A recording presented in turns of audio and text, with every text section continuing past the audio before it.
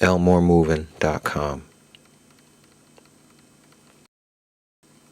How would you deal with waking up from a routine surgery and being told that you are now paralyzed for life from the nipples down? Do you think you would be able to keep going on with your life like normal? Would you give up on life? Be honest. What if you had two beautiful children and a lovely spouse or partner?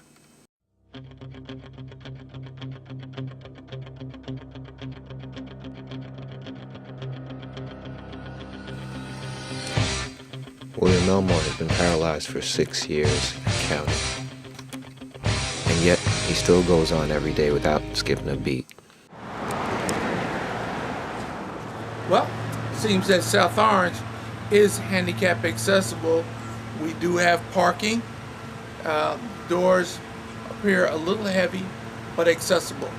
The ramp itself is okay. So we're going to just get in the door and see how well it is. All right?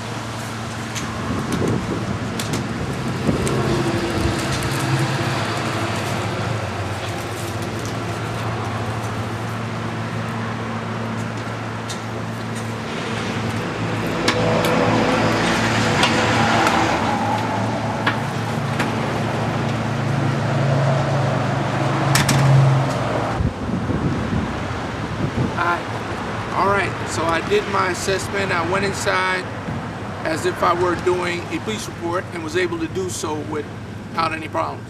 They also have adequate parking. I really like that. Police officer even helped us get across the street, which was also good. And there's also a bus stop less than 100 yards away.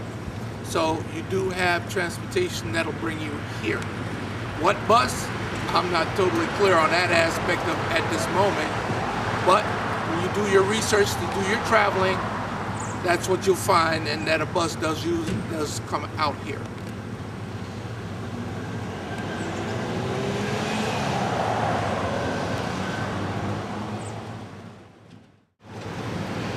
It's a good note to mention that South Orange meets the standards of the ADA, and overall, it's a good place to come to if you need to make out a police report with no troubles. Hi, my name is William Elmore, and like I said before, we're going to show a number of things, a number of attributes that we have to contribute. Being disabled doesn't mean that we're out of the picture. What I'm going to tell you today is the fact that I did a Lincoln Tunnel run back in '07, all right, March of '07. And what it is, it's 3.2 miles down and back. So you start on the New Jersey side, you go to New York, come out of the tunnel briefly, and go back to the New Jersey side. It's 3.2 miles. I did it the first time in '07 with a group of individuals from Newark City Hall. And they went with me as my sponsors, and we had a great time. All right? And to tell you what was so compelling about this is that I did it, and I was the only one there in a manual wheelchair, which I pushed it under my own steam without anyone's help. Here again, I did it in '08, March of '08.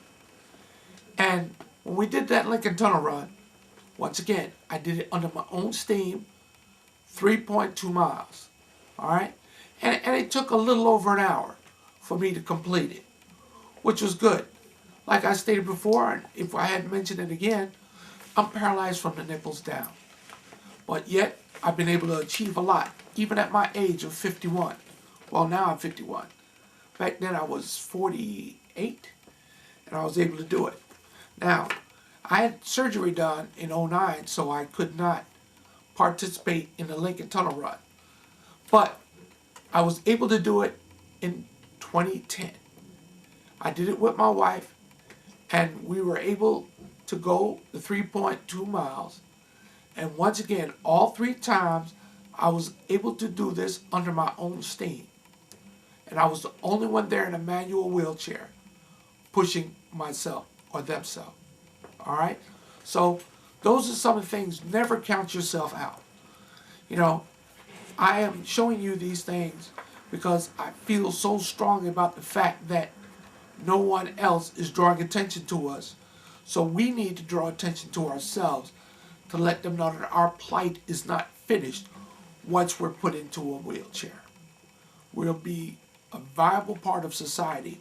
It's about time they recognize this and start using the ADA rules to make people follow them, which are the American Disabilities Act.